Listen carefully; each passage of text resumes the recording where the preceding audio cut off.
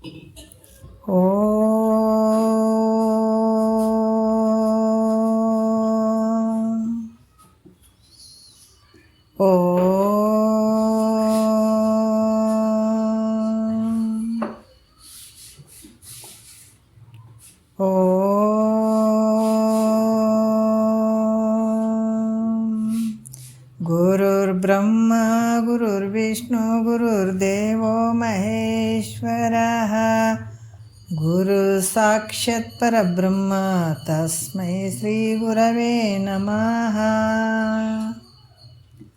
ಶ್ರೀ ಜಗದ್ಗುರು ಸಿದ್ಧಾರೂಢರ ಪಾದಕಮಲಗಳಿಗೂ, ಶ್ರೋತ್ರಿಯ ಬ್ರಹ್ಮನಿಷ್ಠ ಸದ್ಗುರು ಬಸವಾನಂದರ ಪಾದಕಮಲಗಳಿಗೂ ಹಾಗೂ ಅವರ ಪ್ರತಿರೂಪದಂಥ ನಿಜಗುಣಪ್ಪನವರ ಪಾದಕಮಲಗಳಿಗೂ ನನ್ನ ದೀರ್ಘದಂಡ ಪ್ರಣಾಮಗಳನ್ನು ಸಲ್ಲಿಸುತ್ತಾ, ಎಲ್ಲ ಮಹಾತ್ಮರ ಪಾದಕಮಲಗಳಿಗೂ ನನ್ನ ದೀರ್ಘದಂಡ ಪ್ರಣಾಮಗಳನ್ನು ಸಲ್ಲಿಸುತ್ತಾ, ಮನದಲ್ಲಿ ಸ್ಮರಿಸಿಕೊಳ್ಳುತ್ತಾ, ತಮ್ಮೆಲ್ಲರಿಗೂ ವಂದಿಸುತ್ತಾ, ಇವತ್ತಿನ ಪರಮಾನುಭವ ಬೋಧೆ 6ನೇ ಸಂಧಿ ಒಳಗೆ ಇವತ್ತಿನ ಆಧಾರದ ಸೂತ್ರ 20ನೆಯ ಸೂತ್ರ ಇಲ್ಲಿ ಹೇಳಬೇಕಾಗ್ತದೆ. ಇಂದಿನ ವಿಚಾರದಲ್ಲಿ ಕೂಡ ಭಾಳಷ್ಟು ವಿಚಾರಗಳನ್ನು ಹೇಳಿದರು. ಸಾಮವೇದದಲ್ಲಿ ಹೇಳಿದಂಥ ಚಾಂದೋಗ್ಯ ಉಪನಿಷತ್ತಿನಲ್ಲಿ ಹೇಳಿದ ತತ್ವಮಸಿ ವಾಕ್ಯದ ಅರ್ಥವನ್ನು ಹೇಳಿದರು. ಮತ್ತು ಅದರಲ್ಲಿ ಅನೇಕ ಮತವಾದಿಗಳು ಅನೇಕ ಪ್ರಕಾರವಾದಂಥ ಕೆಲವು ವಿಚಾರಗಳನ್ನು ಹೇಳ್ತಾರೆ. ಭೇದದ ಪರಾರ್ಥಗಳನ್ನು ಮಾಡಿ ಹೇಳುವಂಥದ್ದಿರ್ತದೆ. ಅದಕ್ಕೆ ಅವನ್ನೆಲ್ಲ ನಂಬಕ್ಕೆ ಹೋಗಬೇಡ ಮೈತ್ರ ಅಂತ ಹೇಳುವಂಥ, ಯಾಕಂದರೆ ಮಹಾವಾಕ್ಯದ ಅರ್ಥ ಅಭೇದನೇ ಇರುವಂಥದ್ದು, ಭೇದಕ್ಕೆ ಅವಕಾಶ ಇಲ್ಲ ಅಂತ ಯಾಜ್ಞವಲ್ಕ್ಯ ಮತ್ತು ಮೈತ್ರದೇವಿಯ ಇದು ಸಂವಾದ ಬೃಹದಾರಣ್ಯಕ ಉಪನಿಷತ್ತಿನಿಂದ ಆಯ್ದಂಥದ್ದಿದು.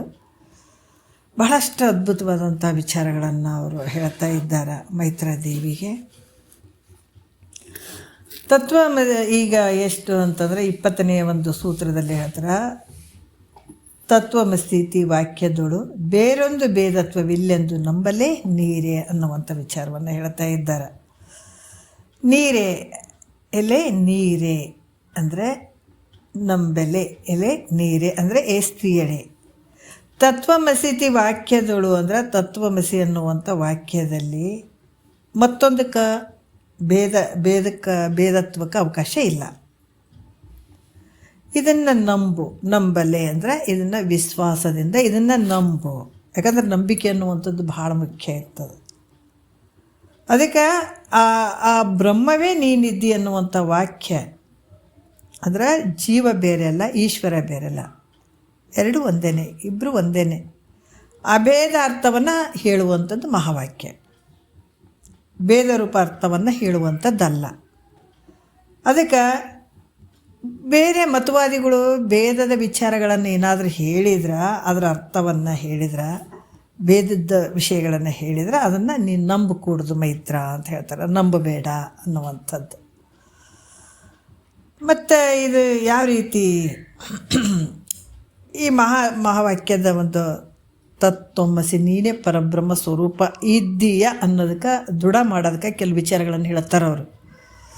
ಹೆಂಗೆ ನಮಗೆ ಭಾಳ ಸಂಶಯಗಳು ಬರ್ತವೆ. ಹಿಂಗೆ ಜೀವಾತ್ಮನ ಒಂದು ಒಂದು ಒಂದು ವಸ್ತುವಿಗೆ ಹೋಲಿಕೆ ಮಾಡಿ ಹೇಳಿದ್ರ ಅಥವಾ ಸ್ತುತಿಪರ ಹೇಳಿದ್ರ ಅಥವಾ ಯಾವ ರೀತಿ ಹೇಳಿರ್ಬೋದು ಅನ್ನೋದಕ್ಕಾಗಿ ಕೆಲವು ವಿಚಾರಗಳನ್ನು ಹೇಳ್ತಾರೆ ಅವರು. ಯಾಕಂದರೆ ಆ ಸ್ವರೂಪನೇ ನೀನು ಇದ್ದೀಯ ಅನ್ನುವಂಥದ್ದು. ಆ ಪರಮಾತ್ಮ ಬೇರೆ ಅಲ್ಲ, ನೀನು ಬೇರೆ ಅಲ್ಲ. ನೀನು ಅರಿದೊಡೆ ಪರಮಾತ್ಮ, ಮರೆದೊಡೆ ಜೀವಾತ್ಮ. ನೋಡ್ರಿ, ಎಂಥ ಒಂದು ವಿಚಾರಗಳು ಅದಾವ ನಿಜಗೊಂಡ್ರು. ಅದಕ್ಕೆ ಇದು ಕ್ರಮಶಾಸ್ತ್ರ ಅನ್ನುವಂಥದ್ದು. ಯಾವಾಗ ನಿನ್ನನ್ನೇ ನಿನ್ನ ಅರ್ಥಕೋಂತ ಹೋಗ್ತಿದಿ, ಅರಿಯುವಂಥದ್ದು ಭಾಳ ಮುಖ್ಯ. ಅದಕ್ಕೆ ಮಹಾತ್ಮರು ಪದೇ ಪದೇ ಪದೇ ಹೇಳ್ತಾರೆ. ಅವ್ರು ಒಮ್ಮೆಲೆ ಮಹಾತ್ಮರಾಗಿಲ್ಲ, ಒಮ್ಮೆಲೆ ಮಹಾತ್ಮರಾಗಿಲ್ಲ. ಬಹಳಷ್ಟು ಒಂದು ವಿಚಾರಗಳನ್ನು ಗುರುಮುಖಾಂತರ ಗುರುಗಳ ಒಂದು ಸೇವಾದಿಗಳನ್ನು ಮಾಡಿ ಈ ತತ್ವವನ್ನು ತಿಳ್ಕೊಂಡು, ಗುರುವಿನ ಕೃಪೆ ಪಡ್ಕೊಂಡು ಈ ತತ್ವಗಳನ್ನು ತಿಳ್ಕೊಂಡು ಅರಗಿಸಿ ಆ ಭಾವದಲ್ಲಿ ನಿಂತುಕೊಂಡಿದ್ದಾರೆ ಅವರೆಲ್ಲ. ಅದಕ್ಕೆ ಯಾವಾಗ ನೀ ಅರಿತಾ ಹೋಗ್ತಿದೆ, ಏನು ಅರಿಯುವಂಥದ್ದು ಅದಕ್ಕೆ ಹೇಳ್ತಾರೆ, ಅರಿವೇ ತಾನೆಂದು ನಂಬಿ ನಿಂದೊಡೆ ಮುಕ್ತಿ ಪೆರತಿಲ್ಲವೆಂದದು ನಿಗಮೋಕ್ತಿ. ನೋಡ್ರಿ, ಯಾಕಂದ್ರೆ ಅರಿವೇ ತಾನೆಂದು ನಂಬಿ ನಿಂದೊಡೆ ಮುಕ್ತಿ ಅಂತ ಹೇಳ್ತಾರೆ. ಇಲ್ಲಿ ಕೂಡ ಏನು ಹೇಳ್ತಾರೆ ಅಂದ್ರೆ, ಯಾವಾಗ ತನ್ನನ್ನು ತಾನು ಅರಿತಾ ಹೋಗ್ತಾನ ಅವಾಗ ಪರಮಾತ್ಮನ ಸ್ವರೂಪನೇ ಆಗ್ತಾನಿಲ್ಲಿ. ಅದು ಭಿನ್ನಕ್ಕೆ ಅವಕಾಶ ಇಲ್ಲ. ಯಾವಾಗ ತನ್ನನ್ನು ತಾನು ಮರ್ತ್ಕೊಂಡು ಇಲ್ಲಿ ಬಿದ್ದಿದ್ದಾನ ಆತ ಜೀವಾತ್ಮ ಅನಿಸ್ಕೊಳ್ತಾನ. ನಾವು ಅರ್ಥ ಮಾಡ್ಕೋಬೇಕು, ಅರಿದೊಡೆ ಪರಮಾತ್ಮ, ಮರ್ತಾಗ ಜೀವಾತ್ಮ ಅನಿಸ್ಕೊಂಡಿದ್ದೀನಿ, ನೀನೇ ಏನು ಬೇರೆ ಬೇರೆ ಅದಾರನ? ಹಾಂ, ಅವಾಗ ಭಾಳ ವಿದ್ಯಾರ್ಥಿ ಇದ್ನಪ್ಪ, ಈಗ AC ಆಗ್ಯಾನ DC ಆಗ್ಯಾನ ಅಂತ ಹೇಳ್ತೀವಿ, ಆದರೆ ಇಬ್ಬರು ಬೇರೆ ಬೇರೆ ಅದಾರನ. ಈ ತಿಳಿಲಾದ ಸಣ್ಣ ಮಗು ಇತ್ತು ಅಥವಾ ಸಣ್ಣವನಿದ್ದ, ಅವಾಗ ಓದ್ತಿದ್ದ ಬರಿತಿದ್ದ ಅಂತೀವಿ. ಈಗ ದೊಡ್ಡವಾಗ್ಯಾನ, ಎಲ್ಲ ತಿಳ್ಕೊಂಡಾನ, ಅಥವಾ AC ಆಗ್ಯಾನ DC ಆಗ್ಯಾನ ಅಂತ ಹೇಳ್ತೀವಿ. ಅದ್ರಂಗಿತ್ತು ಮರ್ತಿದ್ದ ಜೀವಾತ್ಮ ಅನಿಸ್ಕೊಂಡ, ಈಗ ತಿಳ್ಕೊಂಡಾನ ಅದು ಪರಮಾತ್ಮ ಆಗ್ಯಾನ. ಏನು ಬೇರೆ ಬೇರೆ ಅದಾರೇನಿಬ್ರು? ಒಂದೇ ಇರೋದು. ಅದಕ್ಕೆ ಇಲ್ಲಿ ಕೆಲವು ವಿಚಾರಗಳನ್ನು ನಮಗೆ ದೃಢ ಆಗೋದಕ್ಕಾಗಿ ಅದಕ್ಕೆ ಮಹಾತ್ಮರು ಬಹಳ ಕರುಣಾಮಯಿಗಳು ಅನ್ನುವಂಥದ್ದು. ನೋಡ್ರಿ, ಎಷ್ಟು ಒಂದು ತಿಳ್ಕೊಳಕ್ಕೆ ನಾವು ಕಷ್ಟಪಡ್ತೀವಿ. ಅವ್ರು ಬರೆದು ಇಟ್ಟಿದ್ದಾರೆ, ಯಾವ ರೀತಿ ಬರೆದು, ಎಷ್ಟು ಕರುಣೆಯಿಂದ ಬರೆದಿರ್ಬೋದು ಇದೆಲ್ಲ, ಅವ್ರು ಹೇಳಿರ್ಬೋದು ಇದೆಲ್ಲ ಅಲ್ಲ. ಅದಕ್ಕೆ ಸದ್ಗುರುನಾಥನ ಅಷ್ಟೇ ಕರುಣೆಯಿಂದನೇ ಹೇಳಬೇಕಾಗ್ತದೆ. ಹೇಳಿಲ್ಲ ಅಂದ್ರೆ ಆತನ ನಂಬಿದಂಥ ಶಿಷ್ಯರೆಲ್ಲ ಸತ್ಕೊಂಡು ಹೋಗ್ತಾರೆ. ಅದಕ್ಕೆ ಹೇಳ್ತಾರೆ, ಶ್ರೋತ್ರಿಯ ಬ್ರಹ್ಮನಿಷ್ಠ ಸದ್ಗುರುಗಳ ಮೂಲಕನೇ ಈ ಕೆಲಸ ಆಗುವಂಥದ್ದು. ಅವ್ರು ಹೇಳಲಿಲ್ಲ ಅಂದ್ರೆ ಮುಗಿದೋಯ್ತು. ಮತ್ತು ಆತನ ಮೇಲೆ ಕರುಣೆ ಇರಬೇಕಾಗ್ತದಲ್ಲ, ಹೇಳಿದ್ರು ಕೂಡ. ಅದು ಎಂಥತ ನಾವು ಇವಾಗ ಹೇಳಿವಿ, ಶ್ರೋತ್ರಿಯ ಬ್ರಹ್ಮನಿಷ್ಠ ಸದ್ಗುರು, ಆತನು ತಿಳ್ಕೊಂಡಿರ್ಬೇಕು ಗುರು ಮುಖಾಂತರ. ಮತ್ತು ಎಲ್ಲೆಲ್ಲೋ ಸುಮ್ಮನೆ ನಾವು ಗುರುಗಳಾಗಿವೆ ಅಂತಂದ್ರೆ ಇಲ್ಲಿ ನಡೆಯಂಗಿಲ್ಲ ಇಲ್ಲಿ. ಯಾಕಂದರೆ ಆತನು ಗುರು ಸೇವಾದಿಗಳನ್ನು ಮಾಡಿ ಗುರುವಿನಲ್ಲಿ ಇದ್ದುಕೊಂಡು ಈ ತತ್ವವನ್ನು ಬಲ್ಲಂಥವನಾಗಿರಬೇಕು. ಅಂಥ ಗುರುಗಳು ಹತ್ರ ಕರುಣೆ ಇರಬೇಕು. ಅದಕ್ಕೆ ಕರುಣ ರಸದ ಕೋಡಿ ವರಿವ ಕಟಾಕ್ಷದ ಪರತತ್ವ ಅರುಪುವ ಆಲಾಪದ ವರಪುಣ್ಯಮಯ ಶರೀರದ ನಿರಾಭಾರಿ ಸದ್ಗುರು ವಿರಲೆನ್ನ ಮಾನಸದಲ್ಲಿ. ಅಂಥ ಸದ್ಗುರುಗಳು ಬೇಕಾಗ್ಯದಿಲ್ಲಿ. ಯಾರಿಗೆ? ಮುಮುಕ್ಷಿಗೆ. ಎಲ್ಲರಿಗೆಲ್ಲ ಈ ಸದ್ಗುರು ಎಲ್ಲರಿಗೆ ಬೇಕಾಗಂಗಿಲ್ಲ. ಯಾಕಂದ್ರೆ ಸ್ಪೆಷಲಿಸ್ಟ್ ಡಾಕ್ಟ್ರ್ ಎಲ್ಲರಿಗೂ ಬೇಕಾಗ್ತದೇನು. ಯಾರಿಗೆ ರೋಗ ಅದಪ್ಪ ಅಂತ ಹೋಗ್ತಾರೆ ಅವರಿಗೆ ಸ್ಪೆಷಲಿಸ್ಟ್ ಡಾಕ್ಟ್ರ್ ಅದ ರೀ, ನಾವು ಕಣ್ಣನ್ನು ತೋರಿಸ್ಬೇಕು, ಕಿವಿ ತೋರಿಸ್ಬೇಕು, ಹಾರ್ಟ್ ತೋರಿಸ್ಬೇಕಂತ ಹೋಗ್ತೀವಿ, ಹೌದಿಲ್ಲ? ಇಲ್ಲಿ ಕೂಡ ಈತ ಸ್ಪೆಷಲಿಸ್ಟು. ಯಾರಿಗೆ? ಮುಮುಕ್ಷಿಗಳಿಗೆ. ಜಗತ್ತಿಗೆ ಎಲ್ಲರಿಗೆ ಸದ್ಗುರುಗಳು ಅವ್ರು ಯಾಕೆ ಒಪ್ಪುತ್ತಾರೆ ಹೇಳ್ರಿ? ಅವು ಅಜ್ಞಾನದಾಗ ಬಿದ್ದಿರ್ತಾವೆ. ಅವಕ್ಕೆ ಇನ್ನೂ ಯಾವುದು ಎದ್ದೇ ಇರಂಗಿಲ್ಲ, ಎಲ್ಲ ಬಿದ್ದುಕೊಂಡೇ ಇರ್ತಾವೆ. ಅವ್ರಿನ್ನು ಎದ್ದಿರ್ತಾರನ್ನ, ಬಿದ್ದಿರ್ತಾವಕ್ಕೆ ಯಾರಂತೂ ಗೊತ್ತಿಲ್ಲ, ಇವ್ರಂತೂ ಗೊತ್ತಿಲ್ಲ, ಇವ್ರಂತೂ ಗೊತ್ತಿರಂಗಿಲ್ಲ. ಆದ್ರೆ ಮುಖ್ಯವಾಗಿ ಯಾರಿಗೆ ಇದು ಬೇಕಾಗ್ತದಂದ್ರೆ ಶ್ರೋತ್ರಿಯ ಬ್ರಹ್ಮನಿಷ್ಠ ಸದ್ಗುರು ಮುಮುಕ್ಷಿಗಳಿಗೆ. ಯಾರು ಮುಕ್ತಿಯನ್ನು ಪಡ್ಕೊಳ್ಬೇಕು, ಈ ಆನಂದವನ್ನು ನಾವು ಅನುಭವಿಸ್ಬೇಕು, ಅಥವಾ ಈ ಜನ್ಮವನ್ನು ಸಾರ್ಥಕ ಮಾಡ್ಕೊಳ್ಬೇಕು, ಮನುಜ ಕುಲ ಜನನದ ಲಾಭವನ್ನು ಪಡ್ಕೊಳ್ಬೇಕಾದಂಥದ್ದು ಯಾರಿಂದ? ಸದ್ಗುರುವಿನಿಂದ. ಅದಕ್ಕೆ ಸದ್ಗುರು ಹೆಂಗಿರ್ಬೇಕತ್ತ? ಕರುಣೆ ಇರಬೇಕು. ಕರುಣೆ ಇರಲಿಲ್ಲ ಅಂದರೆ ಅದಕ್ಕೆ ನಿರಾಭಾರಿ. ನಿರಾಭಾರಿಯಾಗಿರಬೇಕು, ಕರುಣೆ ತುಂಬಿರ್ಬೇಕು. ಅಂಥದ್ನಿಂದ ನೀ ಬದುಕ್ತಿದ್ದಿ, ಇಲ್ಲಾಂದ್ರೆ ಸತ್ಕೊಂಡು ಹೋಗ್ತಿದ್ದೆ ಅಷ್ಟೇ. ಮುಮುಕ್ಷುಗಳನ್ನು ಬದುಕ್ತಾರೇನ್ರಿ? ಒಬ್ಬ ತಾಯಿ ಹುಟ್ಟಿಸಿಬಿಟ್ಟಿದ ಅಂತಂದ್ರೆ ಒಂದು ಮಗುವಿಗೆ ಅದು ಬೆಳೆಸಲಿ ಅಂದ್ರೆ ಏನು ಮಾಡ್ತದೆ? ಸತ್ಕೊಂಡು ಹೋಗ್ತದೆ ಅಷ್ಟೇ. ಅದ್ರಾಗ ಇಲ್ಲಿ ಕೂಡ ಹಾಗೇನೆ, ಯಾರು ಗುರುಗಳನ್ನು ನಂಬಿದಂಥ ಶಿಷ್ಯರುಗಳು ಉದ್ಧಾರ ಮಾಡಬೇಕನ್ನುವಂಥ ಕರುಣೆ ಭಾವ ಗುರುವಿನ ಹತ್ರ ಬೇಕೇ ಬೇಕಾಗ್ತದೆ. ಅದಕ್ಕೆ ಇಲ್ಲಿ ದೃಢ ಮಾಡೋದಕ್ಕಾಗಿ ನೋಡ್ರಿ ಅಂಥ ಒಂದು ಮಹಾತ್ಮರು ಯಾವ ರೀತಿ ಒಂದು ಕರುಣೆಯಿಂದ ಹೇಳ್ತಾರಂದ್ರೆ, ಈ ಒಂದನೇ ನುಡಿಯಲ್ಲಿ ಹೇಳ್ತಾರೆ. ಈ ಮಹಾವಾಕ್ಯ ಒಂದು ವಿಚಾರ ಮಾಡ್ತಾರೆ. ಒಂದು ಪೂವಿಗೆ ಅಂದರೆ ಹೂವು, ಅದು ಒಂದು ಪೂವಿಗೆ ಸ್ವರ್ಗವೆಂದು ಪೇಳುವ ವಾಕ್ಯದಂದದಿಂದ ಪರಮಾತ್ಮನು ತಾನೇ ಎಂದು ಬೋಧಿಪುದು ಮುಕ್ತಿಯು ಅತಿಶಯ ರತಿ ದೋರುವ ಅರ್ಥವಾದವೇ ಅಲ್ಲ ಅಂತ ಹೇಳ್ತಾರೆ. ಏನು ಹೇಳ್ತಾರೆ? ಒಂದು ಪೂವಿಗೆ ಅಂತಂದರೆ ಒಂದು ಹೂವಿಗೆ, ಸ್ವರ್ಗವೆಂಬಂದ್ರೆ ಸ್ವರ್ಗಲೋಕ ಆಗುವುದೆಂದು ಹೇಳುವ ವಾಕ್ಯದಂತೆ. ಒಂದು ಹೂವನ್ನು ಭಗವಂತಗೆ ನಾವು ಅರ್ಪಿಸ್ತೀವಿ, ಹೌದಲ್ಲ? ಪರಮಾತ್ಮನ. ಯಾಕಂದ್ರೆ ಒಂದು ಹೂವನ್ನು ಭಗವಂತಗೆ ಅರ್ಪಿಸಿದಾಗ ಅದು ಸ್ವರ್ಗ ಲೋಕ ಅದಕ್ಕೆ ಪ್ರಾಪ್ತಿ ಆಯಿತು ಅಂತ ಹೇಳುವ ಅರ್ಥದಂತೆ, ಅರ್ಥವಾದದಂತೆ ಈ ವಾಕ್ಯ ಹೆಂಗದ, ಒಂದು ಹೂವನ್ನು ಭಗವಂತನಿಗೆ ಅರ್ಪಿಸಿದಾಗ ಆ ಸ್ವರ್ಗ ಲೋಕ ಅದಕ್ಕೆ ಪ್ರಾಪ್ತಿ ಆಯಿತು ಅಂತ ಹೇಳುವ ಅರ್ಥವಾದದ ವಾಕ್ಯದಂತೆ ಈ ಮಹಾವಾಕ್ಯ ನೀನು ಪರಮಾತ್ಮ ಅಂತ ಹೇಳ್ತದೇನು ಅಂದ್ರೆ ಹಂಗೆ ಹೇಳಂಗಿಲ್ಲ. ಯಾಕಂದರೆ ನೀ ಪರಮಾತ್ಮ ಅಂತ ಹೇಳಿದಾಗ ನಿನಗೆಲ್ಲನೂ ಅಲ್ಲಿ ಏನು ಅಂತ ಈ ಸ್ವರ್ಗ ಹೆಂಗೆ ಹೂವಿಗೆ ಸ್ವರ್ಗ ಆಯಿತು ಅಂತ ಹೆಂಗಂತಾರ, ಹಂಗೇನಾರ ಹಿಂಗೆ ಮಹಾವಾಕ್ಯದ ನೀನೇ ಪರಮಾತ್ಮ ಅಂತ ಹೇಳುವಂಥದ್ದು ಐತೇನು, ಹಂಗೈತೇನು ಅಂತಂದ್ರೆ ಹಂಗೆ ಹೇಳುವಂಥದ್ದಲ್ಲ. ಅಂದ್ರೆ ಅರ್ಥವಾದ ಪರ ಅಲ್ಲ ಅದು. ಹೆಂಗದ ಪರಮಾತ್ಮನ ಸ್ವರೂಪನೇ ಅದ್ರ ಸ್ವರೂಪ, ಯಾಕಂದ್ರೆ ನಿನ್ನ ಸ್ವರೂಪ ಹೆಂಗದ ಪರಮಾತ್ಮನ ಸ್ವರೂಪನೇ ಇದ್ದಿ ಅಂತ ಹೇಳುವಂಥದ್ದು. ಅಂದ್ರೆ ನೀನು ಪರಮಾತ್ಮನೇ ಇದೆ ಅಂತ ಹೇಳುವಂಥದ್ದೇ ಐತಿದು. ಒಂದು ವಿಚಾರವನ್ನು ತಗೊಂಡು ಹಿಂಗೆ ಆಗ್ತದಂತ ಹಿಂಗೆ ಹೇಳುವಂಥದ್ದಲ್ಲ, ಅದೇ ಸ್ವರೂಪನೇ ನೀನಿದ್ದೀಯಾ ಅನ್ನುವಂಥದ್ದು ಹೊರತು ಈಗ ಯಾಕಂತಂದ್ರೆ ಈ ಪ್ರಾಪ್ತಿ ಆಗದೇ ಇರುವಂಥದ್ದನ್ನು ಪ್ರಾಪ್ತಿ ಮಾಡಿಕೊಳ್ಳುವಂಥದ್ದು ಐತೇನಂತಂದ್ರೆ ಹಂಗಲ್ಲ. ಇದು ಮೊದಲೇ ಪ್ರಾಪ್ತಿ ಅದಿದೆ. ಅಪ್ರಾಪ್ಯವನ್ನು ಪ್ರಾಪ್ತಿ ಮಾಡಿಕೊಳ್ಳುವಂಥದ್ದು ಐತೇನಂದ್ರೆ ಹಂಗಲ್ಲ ಅದು. ಯಾಕಂದ್ರೆ ಮೊದಲೇ ಪ್ರಾಪ್ತಿಯಾಗಿರುವಂಥದ್ದೇ ಐತೆ ಇದು. ಹಾಗಾಗಿ ಆ ಪರಮಾತ್ಮನ ಸ್ವರೂಪನೇ ನೀನಿದ್ದೀಯಾ ಅಂತ ಹೇಳುವಂಥದ್ದು ನೋಡ್ರಿ. ಮತ್ತು ಇಲ್ಲಿ ಕೂಡ 2ನೇ ನುಡಿಯಲ್ಲಿ ಕೂಡ ಹೇಳ್ತಾರೆ.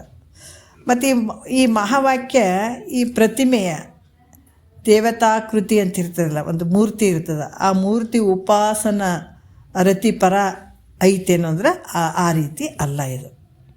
ನೀನೇ ಪರಮಾತ್ಮ ಈದಿ ಅಂತನ್ನುವಂಥದ್ದು ಈಗ ಉಪಾಸನ ಪರ ಐತೇನಂದ್ರೆ ಹಂಗೆ ಬರೋಂಗಿಲ್ಲ. ಅದು 2ನೇ ನುಡಿಯಲ್ಲಿ ಹೇಳ್ತಾರ, ಪ್ರತಿಮೆಯಂ ದೇವತಾಕೃತಿ ಎಂಬ ಓಲ್ ತನ್ನನ್ನು ಅತಿಶಯಿಪ ಪರಬೊಮ್ಮವೆನ್ನುತ್ತೀರ್ಪ ಶ್ರುತಿಯನ್ನು ಬುದ್ಧಿ ಶುದ್ಧತೆಗಾದ ಉಪಾಸನೆ ರತಿ ಪರವಲ್ಲವೆಂಬುದೇ ಸತ್ಯ ಅಂತ ಹೇಳ್ತಾರೆ.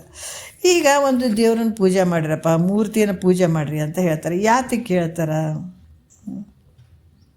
ನಿನ್ನ ಅಂತಃಕರಣ ಶುದ್ಧ ಆಗಲಿ ಅಂತ ಹೇಳ್ತಾರೆ. ಉಪಾಸನೆ ಬಗ್ಗೆ ಹೇಳ್ತಾರೆ. ಇದೆಲ್ಲ ಕರ್ಮ ಉಪಾಸನೆಗಳು ಯಾತಕ್ಕೆ ಹೇಳ್ತಾರೆ ಅಂತಂದ್ರೆ ನಿನ್ನ ಅಂತಃಕರಣ ಶುದ್ಧ ಆಗಲಿ ಅಂತ ಹೇಳ್ತಾರೆ. ಆದರೂ ಕೂಡ ಅದು ದೇವ್ರ ಐತೇನಂತಂದ್ರೆ ಇಲ್ಲ. ಯಾಕಂದ್ರೆ ಒಂದು ದೇವತಾ ಮೂರ್ತಿ ಇರುವುದರಿಂದ ಅದು ದೇವ್ರಂತ ಹೇಳುವಂಥದ್ದು. ಯಾತಕ ಒಂದು ಮೂರ್ತಿಯನ್ನು ಕೂಡಿಸಿರ್ತಾರೆ, ಇದು ದೇವ್ರಪ್ಪ ಅಂತ ಹೇಳ್ತಾರೆ. ಯಾಕೆ ಹೇಳ್ತಾರೆ ಅಂದರೆ ನೀವು ಭಕ್ತಿ ಮಾಡೋದ್ರ ಸಲುವಾಗಿ ಹೇಳ್ತಾರೆ ಅದು. ಆದರೆ ಅದು ನಿಜವಾದ ದೇವ್ರು ಏನಂತಂದ್ರೆ ದೇವ್ರಲ್ಲ. ಆದರೂ ಕೂಡ ಅದಕ್ಕೆ ಅದ್ರಾಗ ಏನಂದ್ರೆ ನೀ ಭಕ್ತಿ ಮಾಡುವಂಥದ್ರ ಸಲುವಾಗಿ ಅಲ್ಲಿ ದೇವ್ರು ಐತಪ್ಪ ಅಂತ ಹೇಳ್ತಾರೆ. ಯಾಕೆ ಹೇಳ್ತಾರೆ ಅಂತಂದ್ರೆ ಅಂತಃಕರಣ ಶುದ್ಧ ಆಗಲಿ ಅನ್ನುವಂಥ ರೀತಿಯಾಗಿ ಅಲ್ಲಿ ದೇವ್ರ ಭಾವ ಮಾಡುವಂಥದ್ದು, ಈ ಮೂರ್ತಿಯಲ್ಲಿ ದೇವ್ರ ಭಾವ ಮಾಡಪ್ಪ, ಭಕ್ತಿಯನ್ನು ಮಾಡುವಂತ ಹೇಳ್ತಾರೆ. ಹಂಗೆ ಈ ಮಹಾವಾಕ್ಯ ಕೂಡ ಜೀವನನ್ನು ಕುರಿತು ನೀನು ಬ್ರಹ್ಮ ಅಂತ ಹೇಳುವಂಥದ್ದು ಈ ರೀತಿ ಒಂದು ದೇವತೆ ಒಂದು ಮೂರ್ತಿಯನ್ನು ಉಪಾಸನೆ ಮಾಡೋದ್ರಿಂದ ಇದು ದೇವ್ರ ಐತಪ್ಪ ಅಂತ ಹೆಂಗೆ ಹೇಳ್ತಾರ, ಅದ್ರಾಗ ಈ ಜೀವನನ್ನು ಕುರಿತು ನೀ ಬ್ರಹ್ಮನೀದಪ್ಪ ಅಂತ ಆತನ ಚಿತ್ತ ಶುದ್ಧಿ ಸಲುವಾಗಿ ಉಪಾಸನೆ ಪರವಾಗಿ ಈ ಒಂದು ಮಹಾವಾಕ್ಯವನ್ನು ಹೇಳಿದರೇನೋ ಅಂತ ಶಂಕೆ ಬಂದರೆ ಈ ರೀತಿ ಹೇಳಿರ್ಬೋದಲ್ಲ. ಯಾಕಂದರೆ ಚಿತ್ತ ಶುದ್ಧಿಗೋಸ್ಕರ ನೀ ಪರಮಾತ್ಮನೇ ಇದೆ ಅಂತ ಜೀವಾತ್ಮನಿಗೆ ಈ ರೀತಿ ಹೇಳಿರ್ಬೋದು ಅಂತ ಶಂಕೆ ಬಂದರೆ ಹಂಗಲ್ಲ. ಅಲ್ಲಿ ಏನೋ ಒಂದು ದೇವ್ರು ಇರದೇ ಇರುವಂಥ ಮೂರ್ತಿಯಲ್ಲಿ ದೇವರು ಅದನ್ನು ನೋಡಪ್ಪ ಅಂತ ಯಾಕೆ ಹೇಳಿದ್ರು, ಒಂದು ಉದ್ದೇಶವಾಗಿ ಹೇಳಿದರು. ಯಾಕಂತಂದ್ರೆ ಅಲ್ಲಿ ಉಪಾಸನೆ ಮಾಡಲಿ, ಭಕ್ತಿ ಮಾಡಲಿ, ಅದರಿಂದ ಚಿತ್ತ ಅಂತಃಕರಣ ಶುದ್ಧ ಆಗ್ತದೆ ಹಂಗಂತ ಹೇಳಿದರು. ಅದೇ ರೀತಿ ಜೀವಾತ್ಮನಿಗೆ ನೀ ಪರಮಾತ್ಮ ಇದೆ ಅಂತ ಹಂಗೆ ಹೇಳಿರ್ಬಹುದು ಅಂತ ಹೇಳಿದ್ರೆ ಹಂಗೆ ಹೇಳೋಕ್ಕೆ ಸಾಧ್ಯ ಇಲ್ಲ. ಯಾಕಂದ್ರೆ ಕುಂತಿ ಪುತ್ರ ಮತ್ತು ಯಾವ ರಾಧಾ ಪುತ್ರನೇ ಯಾವ ರೀತಿ ಹೇಳಿದರೂ ಕೂಡ ಅಥವಾ ಕುಂತಿ ಪುತ್ರನೇ ಇರುವಂಥದ್ದು ನಿಜ. ಅದ್ರಂಗ ಪರಬ್ರಹ್ಮನಾಗಿರುವವನಿಗೆ ಬ್ರಹ್ಮ ಅಂತಲೇ ಶ್ರುತಿ ಹೇಳ್ತದೆ ಹೊರತಾಗಿ ಹಿಂಗೆ ಈ ರೀತಿ ಹಂಗೆ ಹಿಂಗೆ ಅಂತ ಹೇಳುವಂಥದ್ದಲ್ಲ ಅದು. ಯಾಕಂದ್ರೆ ಕುಂತಿ ಪುತ್ರನೇ ಅದಾನತ, ಯಾರು ಕರ್ಣ ಕುಂತಿ ಪುತ್ರನೇ ಅದಾನಂತ ಯಾವ ರೀತಿ ಹೇಳ್ತದ. ಅದೇ ರೀತಿ ಪರಬ್ರಹ್ಮನಾಗಿರುವವನಿಗೆ ಬ್ರಹ್ಮವಂತನೇ ಶ್ರುತಿ ಕೂಡ ಹೇಳ್ತದ, ನೀನೇ ಬ್ರಹ್ಮ ಅಂತಲೇ ಹೇಳ್ತದ. ಆ ರೀತಿ ಹೇಳುವಂಥದ್ದಲ್ಲ ಹೊರತು ಬ್ರಹ್ಮನಿಗೆ ಯಾಕಂತಂದ್ರೆ ಇಲ್ಲಿ ಕೂಡ ಯಾವುದು ಶ್ರುತಿ ಕೂಡ ಇದೇ ಬ್ರಹ್ಮ, ನಿನ್ನ ಸ್ವರೂಪನೇ ಬ್ರಹ್ಮ ಅಂತ ಹೇಳುವಂಥದ್ದು. ಅದರಿಂದ ಇದು ಉಪಾಸನೆ ಪರವಾದಂಥದ್ದು ಅಲ್ಲ. ಅದ್ರ ಸಲುವಾಗಿ ಹಿಂಗೆ ಹೇಳ್ಯಾರೇನ್ರಿ, ಆ ಚಿತ್ತ ಶುದ್ಧಿಗೋಸ್ಕರ ಹಿಂಗೆಲ್ಲ ಹೇಳಿದಾರೇನ್ರಿ. ಅದಕ್ಕೆ ಜೀವಾತ್ಮನಿಗೆ ನೀನು ಪರಮಾತ್ಮ ಅಂತ ಸುಮ್ಮನೆ ಈ ರೀತಿ ಸಲುವಾಗಿ ಹೇಳ್ಯಾರೇನ್ರಿ. ಅದ್ರ ಹಂಗಲ್ಲ, ಜೀವಾತ್ಮ ಇರುವಂಥ ಪರಮಾತ್ಮನೇ ಪರಬ್ರಹ್ಮನೇ ಅನ್ನೇ ಅಲ್ಲ ಅನ್ನುವಂಥದ್ದು ಹೇಳುವಂಥದ್ದು. ಮತ್ತು ಇಲ್ಲಿ ಕೂಡ ಹೇಳ್ತಾರೆ, 3ನೇ ನುಡಿಯಲ್ಲಿ ಹೇಳ್ತಾರೆ, ಮಹಾವಾಕ್ಯವು ಮನುಜ ಇಂದ್ರನೆಂಬಂತೆ ಸ್ತುತಿಪರ ಐತೇನ್ರಿ. ಇದು ಮಹಾವಾಕ್ಯ ಈ ಜೀವಾತ್ಮನಿಗೆ ನೀ ಪರಬ್ರಹ್ಮ ಸ್ವರೂಪ ಇದೆ ಅಂತ ಹೇಳ್ತಾರಲ್ಲ, ಇದು ಏನಾದರೂ ಸ್ತುತಿಪರ ಐತೇನೋ, ಇದು ಸ್ತುತಿ ಮಾಡುವಂಥದ್ದು ಏನಾರು ಅದ್ರ ಸಲುವಾಗಿ ಏನಾರು ಹೇಳ್ಯಾರೇನು ಅಂದ್ರೆ ಇಲ್ಲ. ಮನುಜನು ಇಂದ್ರನೆಂದೆಂಬಂತೆ ಬಣ್ಣಿಸುವಂತೆ ಘನಪರಂ ಜ್ಯೋತಿ ಸ್ವರೂಪನು ಸನುಮತವಾಗಿ ತಾನೆಂಬ ನಿಗಮವಿದು ಎನ್ನಲಿಲ್ಲ ವಯಸ್ಸೇ ಸನ್ನುತಿ ಎಂದು ಅಂತ ಹೇಳ್ತಾರೆ ಅವರು. ಮನುಜನಂ ಅಂದ್ರೆ ಮನುಷ್ಯನನ್ನು ಎಷ್ಟು ಅದ್ಭುತವಾಗಿ ಹೇಳ್ತಾರೆ ನೋಡ್ರಿ. ಭಾಳ, ಯಾಕಂದ್ರೆ ಭಾಳ ಇದು ಮೇಲ್ಮಟ್ಟದ ವಿಚಾರಗಳು ಭಾಳಷ್ಟು. ಅದಕ್ಕೆ ಹೇಳ್ತಾರೆ, ಈ ಮನುಷ್ಯನನ್ನು ಇಂದ್ರನಂಗೆ ಒಬ್ಬರು ಹೇಳ್ತಾರೆ, ಯಾವ ರೀತಿ ಭಾಳಷ್ಟು ಇಂದ್ರನಂಗಿದ್ ನೋಡಪ್ಪ, ಚಂದ್ರನಂಗಿದ್ ನೋಡಪ್ಪ ಅಂತ ಹೊಗಳ್ತಾರೆ ನೋಡಿ, ಸ್ತುತಿ ಮಾಡ್ತಾರೆ. ಅದಕ್ಕೆ ಈ ರೀತಿ ಇಲ್ಲಿ ಕೂಡ ಏನು ಹೇಳ್ತಾರೆ, ಭಿಕ್ಷಕ ತನಗೆ ಹೆಲ್ಪ್ ಮಾಡಬೇಕಾಗಿದೆ, ಯಾರೋ ತನ್ನ ಇಷ್ಟಾರ್ಥವನ್ನು ಪ್ರಾಪ್ತಿ ಮಾಡ್ಕೊಳ್ಬೇಕಾಗ್ಯದ. ಈ ಮನುಷ್ಯನನ್ನು ಕುರಿತು ಆತನ ಗುಣ ಹೆಂಗನೇ ಇರಲಿ, ಅವನು ಕೆಟ್ಟವನ್ನೇ ಇರಲಿ, ಯಾವ ರೀತಿಯೇ ಇರಲಿ, ಆತನನ್ನು ಮನುಷ್ಯನನ್ನು ಕುರಿತು ನೀ ಭೋಗದಲ್ಲಿ ದೇವೇಂದ್ರನ ಸಮಾನ ಇದ್ದೀಯಪ್ಪ ಅಂತ ವರ್ಣನೆ ಮಾಡ್ತಾನಂತ. ಯಾಕಂದ್ರೆ ತನ್ನ ಇಷ್ಟಾರ್ಥದ ಸಲುವಾಗಿ. ಆ ರೀತಿ ಇಲ್ಲಿ ಕೂಡ ನೀನು ಸ್ವಯಂ ಪ್ರಕಾಶನದ ಪರಬ್ರಹ್ಮ ಸ್ವರೂಪನೇ ನೀನಿದಿ ಅಂತೇಳ್ಬಿಟ್ಟು ಉಪದೇಶಿಸುವ ಮಹಾವಾಕ್ಯ ಹಿಂಗೈತೇನು ಅಂತ ಸಂಶಯ ಮಾಡಿದರೆ ನೋಡ್ರಿ, ಯಾವ ಭಿಕ್ಷುಕಗೆ ತನ್ನ ಕೆಲಸ ಆಗಬೇಕಾಗ್ಯದ. ಎಂಥ ಗುಣ ಕೆಟ್ಟ ಇರಲಿ, ಕೆಟ್ಟಿದ್ದರೂ ಕೂಡ ದೇವೇಂದ್ರ ಇದ್ದಂಗಿದೆಯಪ್ಪ, ಭಾಳಷ್ಟು ಏನಂದ್ರೆ ಕರ್ಣ ಇದ್ದಂಗೆ, ದಾನದಲ್ಲಿ ಕರ್ಣ ಇದ್ದಂಗಿದೆ ಅಂತ ವರ್ಣನೆ ಮಾಡ್ತಾರೆ ನೋಡ್ರಿ. ಆ ರೀತಿ ಕೂಡ ಇಲ್ಲಿ ನೀನು ಸ್ವಯಂ ಪ್ರಕಾಶ ರೂಪವಂತ ಪರಬ್ರಹ್ಮ ಸ್ವರೂಪನೇ ನೀನಿದಿ ಅಂತ ಉಪದೇಶ ಮಾಡುವಂಥ ಏನು ಈ ಮಹಾವಾಕ್ಯ ಸ್ತುತಿಪರ ಏನಾರು ಐತೇನು ಅಂತ ಶಂಕೆ ಮಾಡಿದ್ರೆ, ಸ್ತುತಿಪರ ಐತೇನ ಅಂತ ಶಂಕೆ ಮಾಡಿದ್ರೆ ಇದು ಸ್ತುತಿಪರ ಅಲ್ಲ. ಯಾಕಂದ್ರೆ ಭಿಕ್ಷುಕ ಏನು ಮಾಡಿದ, ತನಗೆ ಬೇಕಾದಂಥ ವಸ್ತುವನ್ನು ಕೊಡಲಿ ಅನ್ನುವಂಥ ಅಭಿಪ್ರಾಯದಿಂದ ಆ ಧನಿಕನನ್ನು ಸ್ತುತಿ ಮಾಡಿದ, ಶ್ರೀಮಂತನನ್ನು ಸ್ತುತಿ ಮಾಡಿದೆ. ಅಯ್ಯಪ್ಪ ನೀ ದೇವೇಂದ್ರ ಇದ್ದಂಗಿದೆಪ್ಪ, ನೀನು ಹಂಗಿದೆಪ್ಪ ಅಂತ ಅದಕ್ಕೆ ಕೆಲಸ ಆಗಬೇಕಾಗ್ಯದ, ಆತಗೆ ತನಗೆ ಇಷ್ಟಾರ್ಥವನ್ನೇ ನೆರವೇರ್ಬೇಕಾಗ್ಯದ. ಹಂಗಾಗ್ಬಿಟ್ಟು ಅದು ವರ್ಣನೆ ಮಾಡ್ದೆ. ಆದ್ರೆ ಅದೇ ರೀತಿ ಆತ ಯೋಗ್ಯ ಮಾಡುವಂಥದ್ದು ಏನಾಗ್ಯದ, ಯೋಗ್ಯ ಆಗ್ಯದ. ಯಾಕೆ ತನಗೆ ಬೇಕಾದಂಥ ವಸ್ತುವನ್ನು ಪಡ್ಕೊಳಕ್ಕಾಗಿ ಆತ ನಾನಾ ರೀತಿಯಿಂದ ಸ್ತುತಿ ಮಾಡ್ತಾನತ್ತೆ. ಅದ್ರಂಗೆ ಈ ಮಹಾವಾಕ್ಯದ ಏನು ಶ್ರುತಿಗೆ ಏನಾದರೂ ಈ ಶ್ರುತಿಗೆ ನೋಡಪ್ಪ, ನೀನು ಜೀವಾತ್ಮನಿಗೆ ನೀ ಪರಬ್ರಹ್ಮ ಸ್ವರೂಪ ಇದೆ ಅಂತ ಶ್ರುತಿ ಹೇಳ್ತದಲ್ಲ, ಈ ಶ್ರುತಿಗೆ ಜೀವಾತ್ಮನಿಂದ ಏನು ಬೇಕಾಗಿದೆ ಹೇಳ್ರಿ? ಅದಕ್ಕೆ ಹಿಂಗೆ ಹೇಳಕ್ಕೆ ಏನಾದರೂ ಲಾಭ ಪಡ್ಕೊಳ್ಬೇಕನ್ನೋದು ಐತೇನೆ ಜೀವಾತ್ಮನಿಂದ? ಇಲ್ಲಲ್ಲ. ಹಾಗಾಗಿ ಜೀವನಿಂದ ಯಾವುದು ಪ್ರಾಪ್ತಿ ಮಾಡ್ಕೊಳ್ಬೇಕನ್ನುವಂಥದ್ದು ಏನಿಲ್ಲ ಶ್ರುತಿಗೆ. ಅದರಿಂದ ಈ ಮಹಾವಾಕ್ಯ ಏನನ್ನುವಂಥದ್ದು ಐತೆಲ್ಲ ಸ್ತುತಿಪರ ಆದಂಥದ್ದಲ್ಲ ನೋಡ್ರಿ, ಇದು ಸ್ತುತಿ ಮಾಡುವಂಥದ್ದಲ್ಲ. ಈ ರೀತಿ 4ನೇ ನುಡಿಯಲ್ಲಿ ಕೂಡ ಹೇಳ್ತಾರೆ, ಭಾಳಷ್ಟು ವಿಶೇಷವಾಗಿ ಹೇಳ್ತಾರೆ, ಯಾವುದೇ ರೀತಿಯಿಂದ ಸ್ತುತಿ ಮಾಡುವಂಥದ್ದನ್ನು ಅಲ್ಲಪ್ಪ, ಇದು ಆ ಸ್ವರೂಪನೇ ನೀನಿದ್ದೀಯಾ 4ನೇ ನುಡಿಯಲ್ಲಿ ಹೇಳ್ತಾರೆ. ಈಗ ಔಪಚಾರಿಕ ಪರ ಐತೇನ್ರಿ ಇದು ಮಹಾವಾಕ್ಯ? ನೋಡ್ರಿ, ಎಷ್ಟು ಅದ್ಭುತವಾಗಿ ಹೇಳ್ತಾರೆ ಅವರು. ಈ ಮಹಾವಾಕ್ಯವು ಹಾಳು ಅರಸ ಅಂತ ಏನು ಅಂತಾರಲ್ಲ, ಈ ರೀತಿ ಔಪಚಾರಿಕ ಪರ ಐತೇನ್ರಿ ಇದು ಮಹಾವಾಕ್ಯ, ಅದಕ್ಕೇನಾರು ಹೇಳ್ಯಾರೇನ ಅಂತ ಸಂಶಯಗಳಿಗೆ ಹೇಳಕತ್ತಾರ ಅವ್ರ ಉತ್ತರ. ನೋಡ್ರಿ ಎಂಥ ಒಂದು ಅದ್ಭುತವಾದಂಥದ್ದು ಹೇಳ್ತಾರೆ 4ನೇ ನುಡಿಯಲ್ಲಿ. ಆಳನೊಲಿದ ಅರಸೆಂದು ಬೋಳೈಸುವಂತೆ ವೇದಾಳಿ ನಿರ್ಗುಣ ಚಿತ್ತಿನೋಳು ತನ್ನ ಮೇಳವೆಂಬುದನ್ನು ಕಾಲೋಚಿತವಿಡಿದೊಮ್ಮೆ ಪೇಳಲಿಲ್ಲ ಔಪಚಾರಿಕವಾಗಿ ಅಂತ ಹೇಳ್ತಾರವರು.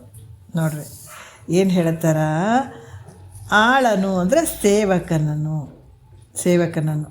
ಆಳನು ಅಂದರೆ ಸೇವಕನನ್ನು ಒಲಿದು ಪ್ರೀತಿಸಿ ಅರಸನೆಂದು ನೀನು ರಾಜನು ಅಂತ ಆತ ಬೆನ್ನ ಮೇಲೆ ಕೈ ಹಿಡಿಯುವ ಹಾಗೆ. ನೋಡ್ರಿ ಒಬ್ಬ ಶ್ರೀಮಂತ ಇರ್ತಾನೆ, ನೋಡ್ರಿ ಒಬ್ಬ ಶ್ರೀಮಂತ ಇರ್ತಾನೆ, ಧನಿಕ ಶ್ರೀಮಂತ ಇರ್ತಾನೆ. ತನ್ನ ಸೇವಕನಿಗೆ ಏನು ಮಾಡ್ತಾನೆ, ಅನೇಕ ಕಾರ್ಯಗಳನ್ನು ಮಾಡಿಸ್ಕೊಡ್ಬೇಕಂತ ಒಂದು ಉದ್ದೇಶ ಇರ್ತದೆ. ಕೆಲಸದವ್ರು ಇರ್ತಾರಲ್ಲ, ಸೇವಕ ಕೆಲಸ ಮಾಡುವಂಥವ್ನು ಇರ್ತಾನೆ, ಭಾಳಷ್ಟು ಕೆಲಸ ಮಾಡಬೇಕಾಗ್ಯದ.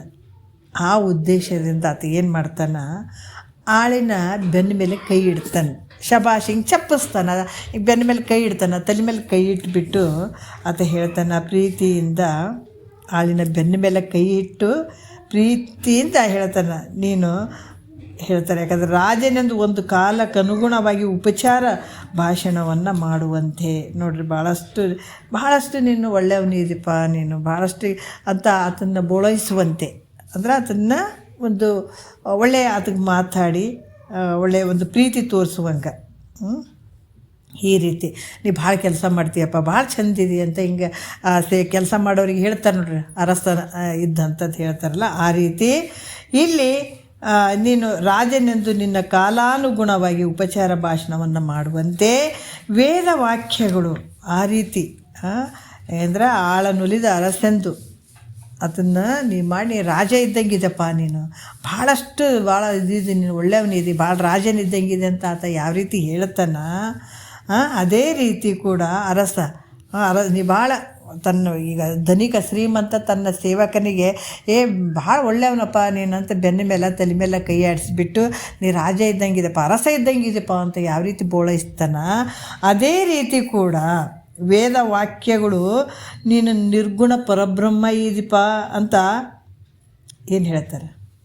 ಆ ರೀತಿ ಏನಾದರೂ ಅಭೇದವನ್ನು ಪ್ರತಿಪಾದಿಸುವಂಥ ವದವೇನು, ಅದು ಉಪಚಾರವೆಂದು ಈ ರೀತಿ ಉಪಚಾರ ಮಾಡುವಂಥದ್ದು ಐತೇನು ಅಂತ ಶಂಕೆ ಮಾಡಿದರೆ ನೋಡ್ರಿ, ಇದು ಉಪಚಾರವಲ್ಲ.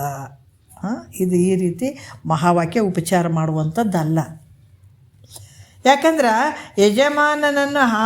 ಯಜಮಾನನು ಆಳನ್ನು ಕುರಿತು ತನ್ನ ಕೆಲಸದ ಸಲುವಾಗಿ ಒಂದು ಸಾರಿ ನುಡಿತಾನೆ. ತನ್ನ ಕೆಲಸದ ಸಲುವಾಗಿ ಒಂದು ಸಲ ನೀನು ಅರಸಿದ್ದಂಗಿದೆಪ್ಪ ಅಂತ ನುಡಿತಾನದು. ಹಿಂಗೆ ವೇದವಾಕ್ಯ ಜೀವನದಿಂದ ಯಾವ ಕಾರ್ಯವನ್ನು ಅದೇನಾದ್ರು ಕೆಲಸ ಮಾಡ್ಕೊಳ್ಳೋದಕ್ಕಾಗಿ ಈ ಥರ ಬೋಳೈಸಲಿಕ್ಕೆ ಈ ಮಹಾವಾಕ್ಯ ನುಡ್ದದಂತ ತಿಳ್ಕೊಂಡ್ರೇನ. ಒಬ್ಬ ಆಳನ್ನು ಧನಿಕನಾದಂಥವನು ಯಾವ ರೀತಿ ಪ್ರೀತಿಯಿಂದ ನೀನು ಅರಸನಪ್ಪ ರಾಜ ಅಂತ ಯಾವ ರೀತಿ ಒಂದು ಸಾರಿ ಆತಗೆ ಪ್ರೀತಿಯಿಂದ ಮಾತಾಡ್ತಾನೆ, ಅದೇ ರೀತಿ ಈ ಮಹಾವಾಕ್ಯ ಜೀವನನ ಕುರಿತು ಹಿಂಗೆ ಹೇಳ್ಯದಂತ ತಿಳ್ಕೊಂಡ್ರೇನ. ಅಂದ್ರೆ ಹಂಗೆ ನುಡ್ದಲ್ಲ, ಆ ರೀತಿ ಹೇಳುವಂಥದ್ದಲ್ಲ ಇದು. ಕಾಲಕ್ಕನುಗುಣವಾಗಿ ಒಮ್ಮೆ ನುಡಿಯದೆ, ಅದಕ್ಕೆ ಆ ಟೈಮ್ನಲ್ಲಿ ಕಾಲಕ್ಕನುಗುಣವಾಗಿ ಆ ಮಾತು ನುಡ್ದಾನತ ಯಜಮಾನ. ಒಂದು ಸಮಯದಲ್ಲಿ ನುಡ್ದಿದ್ದಾನೆ, ಆ ಟೈಮ್ ಇತ್ತು. ಯಾವ ಟೈಮು ಅಥವಾ ಕೆಲಸ ತೊಗೊಳ್ಬೇಕಾಗ್ಯದತ್ತಿನಿಂದ ಕೆಲಸ ತೊಗೊಳ್ಬೇಕಾದಂಥ ಆ ಕಾಲಕ್ಕೆ ಆ ಸಮಯಕ್ಕೆ ಆ ಮಾತು ನುಡ್ದಿದ್ದಾನೆ. ಆದ್ರೆ ಇದು ಹೆಂಗದ ಅಂತಂದ್ರೆ ಈ ಕಾಲಕ್ಕನುಗುಣವಾಗಿ ಒಮ್ಮೆ ನುಡಿಯದೆ ಅನೇಕ ವಾರ್ತಿ ನೀನು, ಯಾಕಂತಂದ್ರೆ ಇಲ್ಲಿ ಕೂಡ ಹೇಳ್ತಾರೆ ಯಾವ ರೀತಿ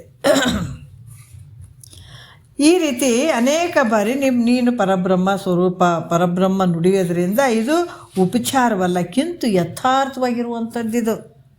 ಅನೇಕ ಬಾರಿ ನೀ ಪರಬ್ರಹ್ಮ ಸ್ವರೂಪನೇ ಇದೆ, ಪರಬ್ರಹ್ಮ ಸ್ವರೂಪ. ಯಾಕಂದ್ರೆ ಅಲ್ಲಿ ಔಪಚಾರಿಕವಾಗಿ ಹೇಳಿದಂಥದ್ದು ಒಂದು ಸಲ ಕಾಲಕ್ಕೆ ಅನುಗುಣವಾಗಿ ಅದನ್ನು ಕೆಲಸ ಮಾಡಬೇಕಾಗಿತ್ತು. ಐತಪ್ಪ ನಿನ್ನ ಅರಸ ಇದೆ, ನಿನ್ನ ರಾಜ್ಯ ಇದೆ ಅಂತೇಳಿ ಇಲ್ಲಿ ಹೇಳಿದಂಥ ಮಾತಾಯ್ತದು, ಔಪಚಾರಿಕ ಮಾತಾಯಿತು.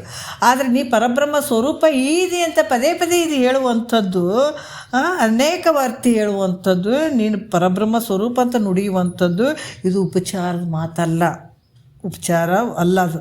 ಅದು ಹೆಂಗೈತೆ ಕಿಂತು ಯಥಾರ್ಥವಾಗಿರುವಂಥದ್ದು, ಇದು ಯಥಾರ್ಥವಾಗಿರುವಂಥದ್ದಪ್ಪ. ಆ ಥರ ಔಪಚಾರಿಕ ಮಾತಲ್ಲ ಅನ್ನುವಂಥದ್ದು ಇಲ್ಲಿ ಕೂಡ ಹೇಳ್ತಾರೆ. ಮತ್ತು ಇನ್ನು ಮುಂದೆ ಹೇಳ್ತಾರೆ, ಯಾವ ರೀತಿ ಹೇಳ್ತಾರಂದ್ರೆ 5ನೇ ನುಡಿಯಲ್ಲಿ ಕೂಡ ಹೇಳ್ತಾರೆ. ಏನು ಹೇಳ್ತಾರೆ ನೋಡೋಣ. ಅನಲನು ಈ ಮಾಣಕವನು ಎಂಬ ನುಡಿಯಂತೆ ತನಗೆ ತತ್ಪದ ಯೋಗವನ್ನು ಪೇಳುವ ವನಿತೆ ವೇದಾಂತವಿದನು ಗುಣಸಾದೃಶ್ಯವೆನಲಿಲ್ಲವೆಂಬುದೇ ಪರಮಾರ್ಥ ಅಂತ ಕೂಡ ಹೇಳ್ತಾರೆ. ಇಲ್ಲಿ ಮತ್ತೆ ಗುಣಸಾದೃಶ್ಯವಾಗಿ ಹಂಗೇನಾದರೂ ಹೇಳ್ತಾರೇನು ಅಂತಂದ್ರೆ ಹಂಗೂ ಕೂಡ ಅನ್ನಂಗಿಲ್ಲ. ಯಾಕಂದ್ರೆ ಅನಲನು ಈ ಮಾಣವಕನೆಂಬಂತೆ ಅಂದ್ರೆ ವನಿತೆ ಅಂದರೆ ಸ್ತ್ರೀಯಳೆ. ಈ ಮಾಣವಕನು ಅಂದರೆ ಈ ಬ್ರಹ್ಮಚಾರಿ ಅನ್ನುವಂಥದ್ದು. ಮತ್ತು ಅನಲನು ಅಂದರೆ ಬೆಂಕಿ, ಅನಲ ಅಂದರೆ ಬೆಂಕಿ, ಮಾಣವಕನು ಅಂದರೆ ಬ್ರಹ್ಮಚಾರಿ. ಈ ವಾಕ್ಯದಂತ ಏನಾದರೂ ಹೇಳ್ಯಾರೇನು, ಈ ಥರ ಗುಣ ಸಾದೃಶ್ಯದಿಂದ ಏನಾರು ಹೇಳ್ಯಾರೇನು ಅಂತ ಕೇಳ್ತಾರೆ ಅವರು.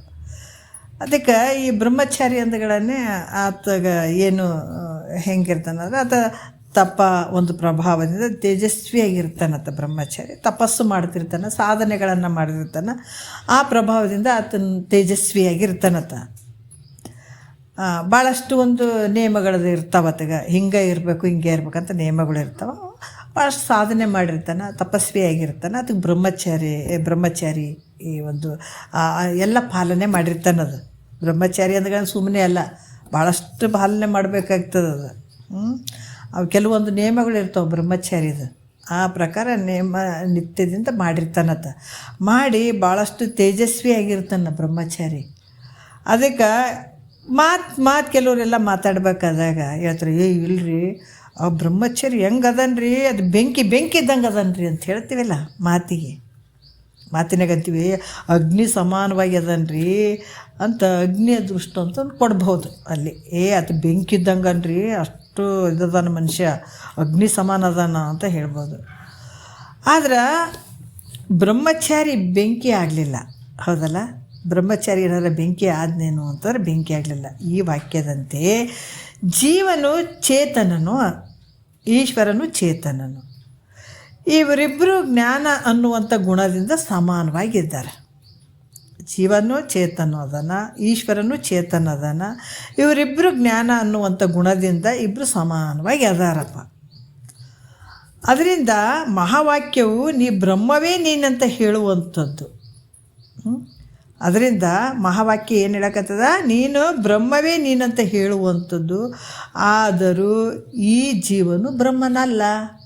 ಯಾಕಂದ್ರೆ ಬ್ರಹ್ಮಚಾರಿ ಬೆಂಕಿ ಆದ್ನೇನ ಇಲ್ಲ, ಸುಮ್ಮ ಗುಣ ಸಾದೃಶ್ಯ ಪರವಾಗಿ ಹೇಳಿದಂಥದ್ದು. ಯಾಕಂದ್ರೆ ಆತನ ಬಲ್ಲಿ ಗುಣಗಳು, ಈ ಸನ್ಯಾಸಿ ಗುಣಗಳು ಹೆಂಗಿರ್ತಾವಂದ್ರೆ ಭಾಳಷ್ಟು ಕಟ್ಟುನಿಟ್ಟಾದಂಥದ್ದು ಇರ್ತದೆ. ಅದು ಸನ್ಯಾಸಿಗೆ ಭಿಕ್ಷವೇ ಚಂದ, ಅದು ರೊಕ್ಕ ರೂಪಾಯಿ ಅದೇನು ಬೇಡುವಂಥದ್ದಿಲ್ಲ, ಬರೀ ಊಟ ಮಾತ್ರ, ನೀರು ಊಟ ಮಾತ್ರ ಬಯಸುವಂಥದ್ದು. ಐಷಾರಾಮಿ ಜೀವನ ಬಯಸುವಂಥದ್ದಲ್ಲ ಸನ್ಯಾಸಿಗೆ ಭಿಕ್ಷವೇ ಚಂದ, ಭಿಕ್ಷೆ ಬೇಡಬೇಕು ಅಥವಾ ಉಣಬೇಕು, ತನ್ನ ಒಂದು ಈ ತತ್ವವನ್ನು ಮಂಥನ ಮಾಡ್ತಾ ಇರಬೇಕತ್ತ, ಅಷ್ಟೇ ಹೊರತಾಗಿ ಅದಕ್ಕೆ ಇನ್ನೊಂದು ಭೋಗದ ವಸ್ತುಗಳು ಬೇಕು, ರೊಕ್ಕ ಬೇಕು, ರೂಪಾಯಿ ಬೇಕು, ಆಸ್ತಿ ಬೇಕು, ಅಂತಸ್ತು ಇಂಥವೇನು ಬಯಸ್ತಾನೇನು ಸನ್ಯಾಸಿ? ಸಾಧ್ಯ ಇಲ್ಲ. ಮತ್ತೆ ಕೆಲವೊಂದು ನಿಯಮಗಳು ಅದಾವ, ಅಷ್ಟೆಲ್ಲ ಭಾಳಷ್ಟು ಸಾಧನೆ ಒಳಗಿರ್ತಾನೆ ಬ್ರಹ್ಮಚಾರಿ. ಅಂದ್ರೆ ಹೆಂಗೆ ಬೇಕು ಹಂಗೆ ಅಲ್ಲತ್ತ. ಅದಕ್ಕೂ ಈಗ ಬ್ರಹ್ಮಚಾರಿಗೆ ಹೆಂಗೆ ಇರ್ಬೇಕು ಅವು ನಿಯಮಗಳು ಅದಾವೆ ಭಾಳಷ್ಟು. ಅದೇ ಪ್ರಕಾರ ಫಾಲೋ ಮಾಡಬೇಕದು. ಭಿಕ್ಷೆ ಏನು ಬಿಡಬೇಕು ಅಥವಾ ಕೆಲವೊಂದು ಭಿಕ್ಷಕ್ಕೂ ನಿಯಮಗಳು ಅದಾವೆ, ಅವು ಅಂಥವನ್ನೇ ಸ್ವೀಕಾರ ಮಾಡಬೇಕು, ಮಾಡಿ ಅವನ್ನ ತಿನ್ನಬೇಕು, ತತ್ವವನ್ನು ಅಲ್ಲಿ ಮನನ ಅದನ್ನು ಚಿಂತನೆ ಮಾಡ್ತಾ ಇರುವಂಥದ್ದು. ಆ ರೀತಿಯಲ್ಲಿ ಕಾಲ ಕಳೀತಿರ್ತಾನೆ ಬ್ರಹ್ಮಚಾರಿ. ಅದು ಕೆಲವು ನಿಯಮಗಳಿರ್ತಾವೆ. ಈ ಸಾಧನೆಯಿಂದ ಆತನ ಮುಖ ತೇಜಸ್ಸಿನಿಂದ ಕೂಡಿರ್ತದೆ. ಏನು ಬ್ರಹ್ಮಚಾರಿ ಅದನ್ರಿ ಆತ, ಬೆಂಕಿ ಥರ ಅದಾನ ಅಂತ ಏನೋ ಹೇಳಿರ್ತದೆ. ಅಗ್ನಿ ಥರ ಅದಾನ, ಅಗ್ನಿ ಸಮಾನ ಅಂತ ಹೇಳ್ತಲ್ಲ. ಅದೇ ರೀತಿ ಕೂಡ ಈ ಒಂದು ಈ ಈ ಈ ಮಹಾವಾಕ್ಯ ಕೂಡ ಬ್ರಹ್ಮವೇ ನೀನಂತ ಹೇಳುವಂಥದ್ದಾದರೂ ಕೂಡ ಅಗ್ನಿ ಬ್ರಹ್ಮಚಾರಿ ಯಾವ ರೀತಿ ಅಗ್ನಿ ಆಗಲಿಲ್ಲವೋ ಅದೇ ರೀತಿ ಕೂಡ ಈತ ಮಾತಿಗಾಗಿ ನೀ ಪರಬ್ರಹ್ಮ ಸ್ವರೂಪನೇ ನೀನಿದಿ ಅಂತ ಹೇಳಿದರೂ ಕೂಡ ಜೀವನು ಬ್ರಹ್ಮನಲ್ಲ ಅಂತ ಶಂಕೆ ಮಾಡಿದರೆ ಬ್ರಹ್ಮ, ಯಾಕಂದರೆ ಜೀವಾತ್ಮ ಬ್ರಹ್ಮನಾಗಕ್ಕೆ ಸಾಧ್ಯ ಇಲ್ಲ. ಅಥವಾ ಯಾಕಂದರೆ ಬ್ರಹ್ಮಚಾರಿ ಬೆಂಕಿ ಆಗಿಬಿಟ್ಟು ನಾನು ಸುಮ್ಮನೆ ಹೇಳ್ಯಾರ ಅಷ್ಟೇ, ಯಾವುದು ಗುಣ ಸಾದೃಶ್ಯದಿಂದ ಹೇಳಿದಂಥದ್ದು. ಮತ್ತು ಅದರಿಂದ ಈ ರೀತಿ ಗುಣ ಸಾದೃಶ್ಯದಿಂದ ನೀ ಪರಬ್ರಹ್ಮ ಸ್ವರೂಪ ನೀನಿದ್ದಿ ಅಂತ ಈತ ಹೇಳಿರ್ಬೋದಲ್ಲ ಅಂತ ಶಂಕೆ ಮಾಡಿದ್ರೆ ಈ ವಾಕ್ಯವು ಕೂಡ ಗುಣ ಸಾದೃಶ್ಯ ಪರ ಅಲ್ಲ ನೋಡ್ರಿ. ಯಾಕಂದ್ರೆ ಇಲ್ಲಿ ಕೂಡ ಜೀವ ಈಶ್ವರರಲ್ಲಿ ಇರುವಂಥ ಜ್ಞಾನ ಗುಣ ಅಲ್ಲ. ಅದು ಹೆಂಗೈತೆ, ಸ್ವರೂಪವೇ ಆಗಿರುವಂಥದ್ದು. ಜೀವನ ಬಲ್ಲಿ ಬೇರೆ ಗುಣ ಐತ್ರಿ, ಆಮೇಲೆ ಶಿವನ ಬಲ್ಲಿ ಈಶ್ವರನ ಬಲ್ಲಿ ಬೇರೆ ಗುಣ ಐತ್ರಿ, ಪರಮಾತ್ಮನ ಬಲ್ಲಿ ಬೇರೆ ಗುಣ ಐತ್ರಿ. ಅದಕ್ಕೆ ಈ ಜ್ಞಾನ ಹಿಂಗೈತೆ ಅಂತ ಹೇಳಂಗೈತೆ ಅನ್ನೋದ್ರೆ ಇಲ್ಲ, ಇದು ಗುಣ ಸಾದೃಶ್ಯ ಅಲ್ಲ, ಇದು ಸ್ವರೂಪತ ಆಗಿರುವಂಥದ್ದು, ಸ್ವರೂಪ ಆಗಿರುವಂಥದ್ದಿದು. ಅದರಿಂದ ಜ್ಞಾನ ಗುಣದಿಂದ ಪರಮಾತ್ಮನು ಇಲ್ಲೇನು ಹೇಳ್ತಾರೆ, ಸಮನಾಗಿ ತೋರ್ತನಂತ ಹೇಳುವಂಥದ್ದು ಸರಿಯಲ್ಲ. ಜ್ಞಾನ ಗುಣದಿಂದ ಪರಮಾತ್ಮನ ಸಮಾನವಾಗಿ ತೋರ್ತನ ಹೊರತಾಗಿ ಆ ಸ್ವರೂಪ ಅಲ್ಲ ಅಂತ ಹೇಳುವಂಥದ್ದು ಸರಿಯಲ್ಲ. ಯಾಕಂದ್ರೆ ಜ್ಞಾನ ಗುಣದಿಂದ ಪರಮಾತ್ಮನ ಸಮನಾಗಿ ತೋರ್ತನನ್ನುವಂಥದ್ದು ಆ ರೀತಿ ಹೇಳುವಂಥದ್ದು ಸರಿಯಲ್ಲ. ಆದ್ರೆ ಹೆಂಗಪ್ಪ ಅಂತಂದ್ರೆ ಜೀವ ಪರಮಾತ್ಮನ ಸ್ವರೂಪನೇ ಅದಾನ, ಗುಣ ಸಾದೃಶ್ಯವಾಗಿ ಇದ್ದಾನ ಅಂತ ಹೇಳಕ್ಕೆ ಬರೋಂಗಿಲ್ಲ, ಹಂಗೆ ಹೇಳುವಂಥದ್ದು ಅಲ್ಲ. ಅದಕ್ಕೆ ಪರಮಾತ್ಮ ಬೇರೆಲ್ಲ, ಈ ಜೀವಾತ್ಮ ಬೇರೆಲ್ಲ, ಇಬ್ಬರು ಒಂದೇ ಇರುವಂಥದ್ದು. ಅದರಿಂದ ಜೀವನೇ ಪರಬ್ರಹ್ಮ ಸ್ವರೂಪ ಇದ್ದಾನಪ್ಪ ಅಂತ ಹೇಳುವಂಥದ್ದು 6ನೇ ನುಡಿಯಲ್ಲಿ ಹೇಳ್ತಾರೆ. ಭಾಳಷ್ಟು ವಿಚಾರಗಳನ್ನು ಹೇಳ್ತಾರೆ. ಮತ್ತು ಮಹಾವಾಕ್ಯ ನೋಡ್ರಿ ಏನು ಹೇಳ್ತಾ ಇದ್ದಾರೆ 6ನೇ ನುಡಿಯಲ್ಲಿ ಹೇಳ್ತಾರೆ, ಈ ಕೊಡನಿಗೆ ಮೃತ್ತಿಕೆಯೊಡನೆ ಏಕಬಹುದೆಂಬ ನುಡಿಯಂತೆ ತನಗೆ ಪರಮನೋಳು ಬಿಡದೊಂದು ತನವೆಂಬುದಿದು ಕಾರ್ಯಕಾರಣ ಬಿಡಿದುದಲ್ಲೆಂದು ಕಾಣಲು ಬೇಕು. ನೋಡ್ರಿ ಏನು ಅದ್ಭುತವಾಗಿ ಹೇಳುತ್ತಾರೆ ಅವರು. ಕೊಡನಿಗೆ ಅಂದ್ರೇನು, ಘಟಕ್ಕೆ, ಘಟ, ಕೊಡ ಅಂದರೆ ಘಟ, ಮೃತ್ತಿಕೆ ಅಂದರೆ ಮಣ್ಣು, ಇವೆರಡು ಒಂದೇ. ಅದರಲ್ಲಿ ಕೂಡ ಇಲ್ಲಿ ವಿಚಾರಗಳನ್ನು ಹೇಳ್ತಾರೆ. ಗಡಿಗೆ ಕಾರಣ ಆಗಿರುವಂಥದ್ದು ಯಾವುದು, ಮಣ್ಣು ಅಲ್ಲ. ಈ ಕಾರಣವಾದಂಥ ಮಣ್ಣಿಗೂ ಕಾರ್ಯವಾಗಿರುವಂಥದ್ದು ಘಟ. ಈ ಮಣ್ಣು ಕಾರಣ, ಕಾರ್ಯ ಘಟ, ಇವೆರಡು ಅಭೇದ ಉಂಟು, ಎರಡು ಬೇರೆ ಅಲ್ಲ. ಗಡಿಗೆ ಬೇರೆ ಅಲ್ಲ, ಮಣ್ಣು ಬೇರೆ ಅಲ್ಲ. ಯಾಕಂದ್ರೆ ಈ ಮಣ್ಣು ಅದ್ರ ಕಾರ್ಯ ಗಡಿಗೆ. ಅದರಿಂದ ಈ ಘಟವು ಮೃಣ್ಮಯವೆಂದು, ಅಂದ್ರೆ ಈ ಘಟ ತುಂಬ ಬರೀ ಮಣ್ಣದ. ಈ ಮಣ್ಣಿದ್ದದಕ್ಕಾಗಿ ನಾವು ಏನು ಹೇಳಿವಿ, ಅಭೇದವನ್ನು ನುಡಿಯುವರು. ಯಾಕಂದ್ರೆ ಮಣ್ಣು ಗಡಿಗೆ ಬೇರೆ ಅಲ್ಲ, ಮಣ್ಣು ಬೇರೆ ಅಲ್ಲ. ಗಡಿಗೆ ತುಂಬ ಬರೀ ಮಣ್ಣು ಐತೆ, ಅದಕ್ಕೆ ಇವೆರಡು ಅಭೇದದಿಂದ ಕೂಡಿದಂಥವದಂತ ಹೆಂಗೆ ಹೇಳ್ತಾರೋ ಹಾಗೆ ಇದಕ್ಕೆ ಕಾರಣನು ಪರಬ್ರಹ್ಮನು, ಪರಮಾತ್ಮನು. ಇದಕ್ಕೆ ಕಾರಣ ಇರುವಂಥವನು ಯಾರು, ಪರಮಾತ್ಮನು. ಕಾರ್ಯ ಆಗಿರುವಂಥವನು ಜೀವಾತ್ಮ. ಕಾರಣ ಆಗಿರುವಂಥದ್ದು ಒಂದು ಮಣ್ಣು ಐತೆ, ಕಾರ್ಯ ಆಗಿರುವಂಥದ್ದು ಒಂದು ಗಡಿಗೆ ಐತೆ.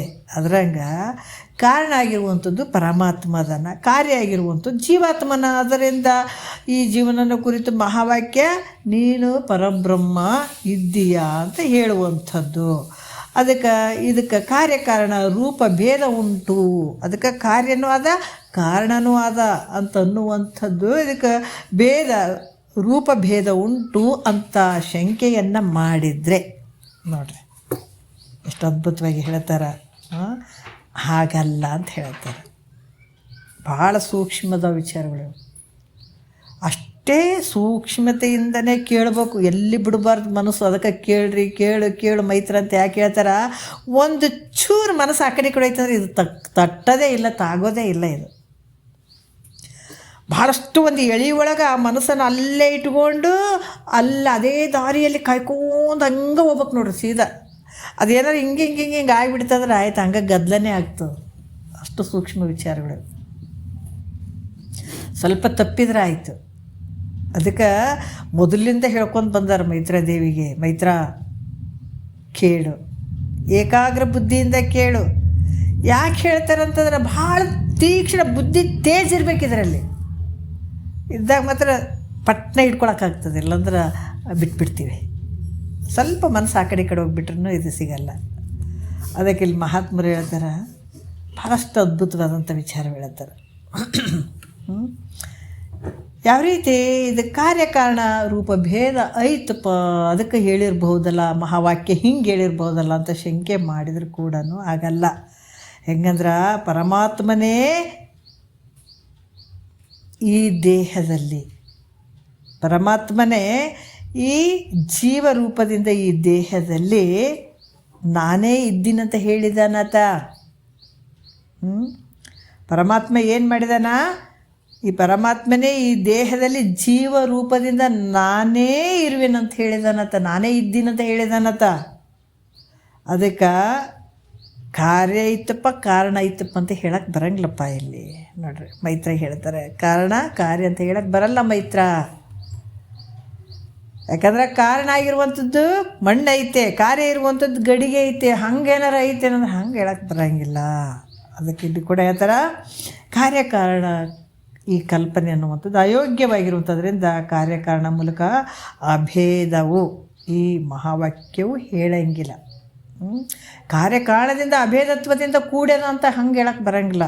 ಈ ಮಹಾವಾಕ್ಯ ಯಥಾರ್ಥವಾದಂಥ ವಿಚಾರವನ್ನೇ ಹೇಳ್ತದ ಅನ್ನುವಂಥದ್ದು ಮೈತ್ರಾದೇವಿಗೆ ಯಾಜ್ಞವಲ್ಕ್ಯರು ತಿಳಿಸ್ತಾ ಇದ್ದಾರೆ, 7ನೇ ನುಡಿಯಲ್ಲಿ ಹೇಳ್ತಾರೆ.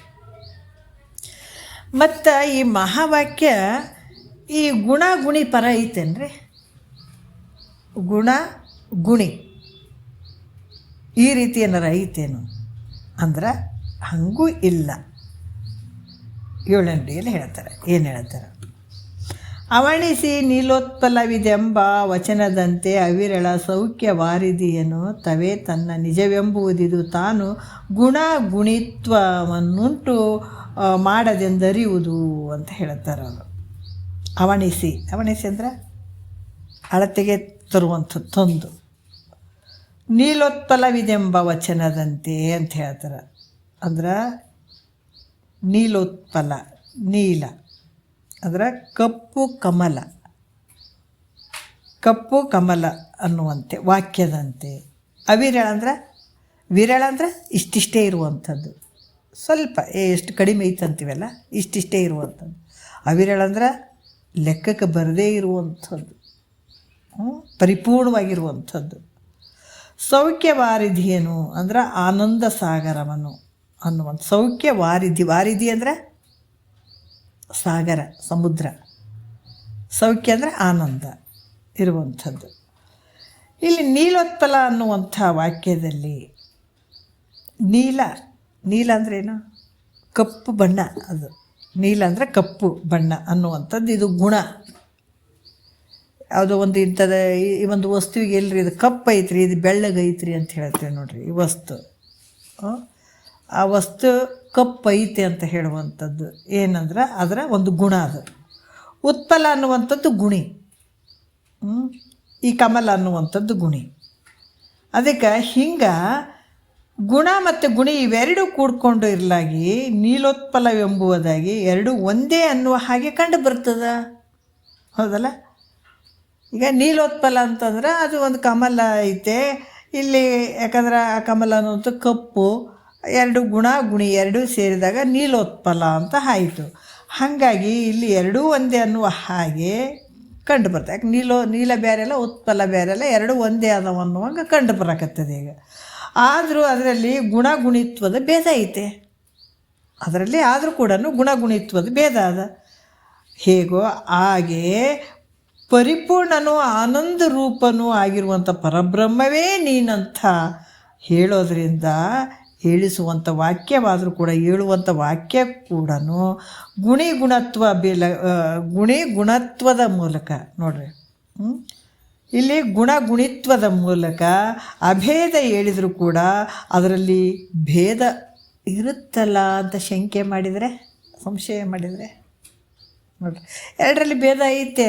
ಯಾಕಂದ್ರೆ ಗುಣಿತ್ವ ಎರಡು ಇಲ್ಲಿ ಏನದಾವ, ಆ ರೀತಿಯಾಗಿ ಈ ಅಭೇದ ಹೇಳಿದರೂ ಕೂಡ ಅದರಲ್ಲಿ ಭೇದ ಐತೆ ಅಂತ ಅಲ್ಲಿ ಸಂಶಯ ಬಂದ್ರೆ ಈ ಮಹಾವಾಕ್ಯ ಗುಣಿತ್ವವನ್ನು ಹೇಳುವಂಥದ್ದಲ್ಲ. ಹೆಂಗದ ಈ ಮಹಾವಾಕ್ಯ ಇಲ್ಲಿ ಗುಣಿತ್ವ ಬಗ್ಗೆ ಹೇಳುವಂಥದ್ದಲ್ಲ, ಈ ರೀತಿಯನ್ನು ಹೇಳುವಂಥದ್ದಲ್ಲ. ಯಾಕಂದ್ರೆ ಇಲ್ಲಿ ಕೂಡ ಹೇಳ್ತಾರೆ ಗುಣವು ಅಂದರೆ ಅದು ಯಾವಾಗಲೂ ಇರುವಂಥದ್ದೇನು. ಯಾಕಂದ್ರೆ ಇಲ್ಲಿ ಆಗುಂತಕ ಈ ಗುಣ ಅಂತಂದ್ರೆ ಹೆಂಗಪ್ಪ ಅಂತಂದ್ರೆ ಆಗುಂತಕ ಲಕ್ಷಣದಿಂದ ಕೂಡಿರುವಂಥದ್ದದು. ಅವಿರಳ ಆನಂದ ಇವುಗಳು ಯಾವಾಗಲೂ ಇರ್ತಕ್ಕಂಥವೇ ಹೊರ್ತು, ಅವಿರಳ ಅಂತಂದರೆ ಭಾಳಷ್ಟು ಪರಿಪೂರ್ಣವಾಗಿರುವಂಥದ್ದು, ಆನಂದವಾಗಿರುವಂಥ ಇವುಗಳು ಯಾವಾಗಲೂ ಇರುವಂಥವೇ ಹೊರ್ತು ಇವು ಯಾವ ಮಧ್ಯೆ ಬಂದಂಥವಲ್ಲ. ಪರಬ್ರಹ್ಮ ಸ್ವರೂಪ ಅಂತ ಹೆಂಗದಂತಂದ್ರೆ ಯಾವಾಗಲೂ ಆನಂದವಾಗಿರುವಂಥದ್ದೈತೆ, ಪರಿಪೂರ್ಣವಾಗಿರುವಂಥದ್ದೈತೆ, ಹೌದಿಲ್ಲ? ಯಾಕಂದರೆ ಇವೇನಾರು ಗುಣ ಹೆಂಗೆ ಇಂಥ ಗುಣ ಬಂದವ್ರಿ, ಇಂಥ ಗುಣ ಹೋಗ್ತಾವ್ರಿ, ಹೋಗುವಂಥದ್ದು ಬರುವಂಥದ್ದು ಇರ್ತದೆ ಗುಣಗಳು, ಹೌದಾ? ಕೆಲವು ಚೇಂಜ್ ಆಗೋವಂಥದ್ದು ಇರ್ತದೆ. ಆದ್ರೆ ಇಲ್ಲಿ ಕೂಡ ಏನು ಹೇಳ್ತಾರ, ಇಲ್ಲಿ ಅವಿರಳ ಆನಂದ ಮತ್ತು ಇವು ಯಾವಾಗಲೂ ಇರ್ತಕ್ಕಂಥವೇ ಅದಾವ ಹೊರ್ತು ಅವು ಮಧ್ಯದಲ್ಲಿ ಬಂದಂಥವುಗಳು ಅಲ್ಲ. ಇವು ಪರಮಾತ್ಮನ ಒಂದು ಏನು ಅದಾವ ಲಕ್ಷಣಗಳು, ಅವಿರಳವಾಗಿರುವಂಥದ್ದು, ಆನಂದವಾಗಿರುವಂಥದ್ದು, ಇವೇನು ಅದಾವ ಇವು ಬರುವಂಥವಲ್ಲ, ಹೋಗುವಂಥವಲ್ಲ. ಅದರಿಂದ ಅವಿರಳ ಸೌಖ್ಯವಾರಿದಿ ಗುಣಗಳು ನೋಡ್ರಿ. ಅದರಿಂದ ಇಲ್ಲಿ ಕೂಡ ಹೇಳ್ತಾರೆ ಅವರು, ಅವಿರಳ ಸೌಖ್ಯವಾರಿದಿ ಗುಣಗಳು ಜೀವಗುಣಿ ಎಂಬ ಭೇದ ಕಲ್ಪನೆ ಮಾಡುವುದು ಸರಿಯಲ್ಲ. ಇವು ಯಾಕಂದ್ರೆ ಈ ಜೀವಗುಣಿ ಎಂಬ ಇವು ಯಾಕಂದರೆ ಇವು ಗುಣವಾರಿಧಿಗಳು ಮತ್ತು ಗುಣಗಳು ಇವು ಬರುವಂಥದ್ದು ಹೋಗುವಂಥದ್ದು ಅದಾವೇನ್ರಿ ಅಂತಂದರೆ ಈ ಗುಣಗಳು ಬರುವಂಥ ಹಂಗೆ ಹೇಳಕ್ಕೆ ಬರೋಂಗಿಲ್ಲ. ಈ ಜೀವಗುಣಿ ಎಂಬ ಭೇದ ಕಲ್ಪನೆಯನ್ನು ಮಾಡುವಂಥದ್ದು ಸರಿಯಲ್ಲ. ಹಾಗಾಗಿ ಇಲ್ಲಿ ಗುಣಿ ಪರವಾಗಿ ಹೇಳುವಂಥದ್ದು ಮಹಾವಾಕ್ಯ ಅಲ್ಲ ಅನ್ನುವಂಥದ್ದು ಈ ರೀತಿಯಾಗಿ ಹೇಳುವಂಥದ್ದು. ಇದು ಗುಣಿ ಈ ಥರ ಐತೇನ್ರಿ ಜೀವಾತ್ಮ ಮತ್ತು ಪರಮಾತ್ಮನಿಗೆ ಈ ಥರ ಮತ್ತು ಗುಣಿತ್ವ ಬಗ್ಗೆ ಈ ಪರವಾಗಿ ಹೇಳ್ತಾರೇನ್ರಿ ಮಹಾವಾಕ್ಯ ಅಂದ್ರೆ ಹಂಗೆ ಹೇಳಕ್ಕೆ ಬರೋಂಗಿಲ್ಲ, ಹಂಗೂ ಕೂಡ ಹೇಳಂಗಿಲ್ಲ ಅಂತ ಕೂಡ ಹೇಳ್ತಾರೆ ಅವರು. ಮತ್ತು ಈಗ 8ನೆಯ ನುಡಿ ಭಾಳಷ್ಟು ಅದ್ಭುತವಾಗಿ ಹೇಳ್ತಾರೆ. ಈ ರೀತಿಯಾಗಿ ನಮ್ಗೆ ಈ ಮಹಾವಾಕ್ಯದ ವಿಚಾರಗಳನ್ನು, ಯಾಕಂದರೆ ಯಾವುದೇ ಒಂದು ಶಿಷ್ಯನಿಗೆ ಒಂದು ಸ್ವಲ್ಪ ಕೂಡ ಸಂಶಯ ಬರಬಾರ್ದು. ಅದಕ್ಕೆ ತತ್ವಮಸಿ ವಾಕ್ಯದಲ್ಲಿ ನೀನೇ ಪರಮಾತ್ಮ ಇದಿ ಅಂತ ಅನ್ನೋದಕ್ಕಾಗಿ ಇಲ್ಲಿ ಇಷ್ಟೆಲ್ಲ ವಿಚಾರಗಳನ್ನು ಹೇಳ್ತಾ ಇದ್ದಾರೆ. ಜೀವಾತ್ಮನು ಮತ್ತು ಪರಮಾತ್ಮ ಎರಡು ಭಿನ್ನವಲ್ಲ, ಯಥಾರ್ಥವಾದಂಥ ಒಂದು ಸ್ವರೂಪವಾಗಿದೆ ಆತ. ಯಾಕಂದರೆ ಅದೇ ಸ್ವರೂಪನೇ ಇರುವಂಥದ್ದು. ಈ ವಿಚಾರಗಳನ್ನು ಯಾವುದಕ್ಕೆ ಸಂಶಯಕ್ಕೆ ಎಡೆ ಮಾಡಿ ಕೊಡದೇ ಇರುವಂಗೆ ಸದ್ಗುರುನಾಥ ತಿಳಿಸ್ತಾ ಇದ್ದಾನೆ.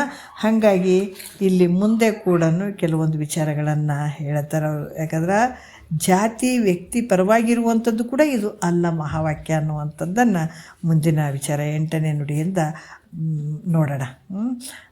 ಸ್ವಲ್ಪ ಭಾಳಷ್ಟು ಸೂಕ್ಷ್ಮವಾಗಿ ಇರ್ತಾವೆ ತತ್ವಮಸಿ ವಾಕ್ಯ ಅದು ವಿಚಾರಗಳು. ಹಾಗೇ ನಾವೆಷ್ಟು ಸ್ವಲ್ಪ ಏಕಾಗ್ರ ಬುದ್ಧಿಯಿಂದ ನಾವು ಇದನ್ನು ಕೇಳ್ತೀವಿ ಅಷ್ಟು ನಮ್ಗೆ ಅರ್ಥ ಆಗ್ತದೆ. ಒಂದೇ ಸಲಕ್ಕೆ ಕೇಳಕತ್ತೀವಿ ಅರ್ಥ ಆಗಿಬಿಡಲಿ ಅಂತಂದ್ರೆ ಹಾಗಲ್ಲ. ಅದಕ್ಕೆ ಬಹಳ ಕೇಳಲು ಬೇಕು ವೇದಾಂತವೆಂಬ ಶಾಸ್ತ್ರವನ್ನಂತ ಹೇಳಿದ್ದಾರೆ, ಮಹಾತ್ಮರೇ ಹೇಳಿದ್ದಾರೆ. ಒಂದು ವಿಚಾರ ಹೇಳ್ತೀನಿ, ಇಷ್ಟೆಲ್ಲ ಗ್ರಂಥದಲ್ಲಿ ನಮಗೂ ಕೂಡ ಕೆಲವೊಂದು ಅರ್ಥನೇ ಆಗ್ತಿರಲಿಲ್ಲ.